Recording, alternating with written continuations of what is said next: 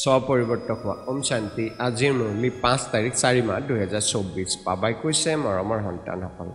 পিতাক মৰমেৰে স্মৰণ কৰিলে তোমালোক ভৰপূৰ হৈ যাবা দৃষ্টিৰে ভৰপূৰ হোৱা মানে বিশ্বৰ মালিক হোৱা প্ৰশ্ন স্বামী সদগুৰুদেৱে দৃষ্টিৰে ভৰপূৰ কৰিলে ইয়াৰ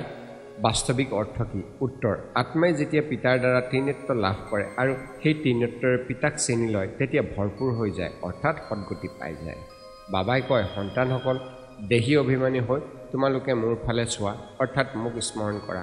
অন্যৰ সংগ ত্যাগ কৰি কেৱল মোৰ সংগ লোৱা তেতিয়া দুৰ্দশাগ্ৰস্ত অৰ্থাৎ কংকাল অৱস্থাৰ পৰা ভৰপূৰ অৰ্থাৎ চহকী হৈ যাবা ওম শান্তি ধাৰণাৰ বাবে মুখ্য সাৰ 1 অগ্নিশিখাত জীৱন্তে মৰি যোৱা সগাপোক হ'ব লাগে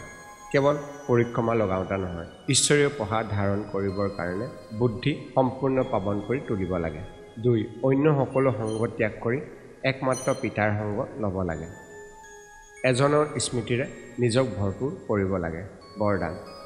আন্তৰিক উপলব্ধিৰে দিলাৰামৰ আশীৰ্বাদ প্ৰাপ্ত কৰোতা স্বপৰিৱৰ্তক হোৱা শ্লোগান উত্তৰাধিকাৰী তেৱে যিয়ে সদা প্ৰস্তুত হৈ প্ৰতিটো কাৰ্য হয় হুজুৰ বুলি কয় ওম শান্তি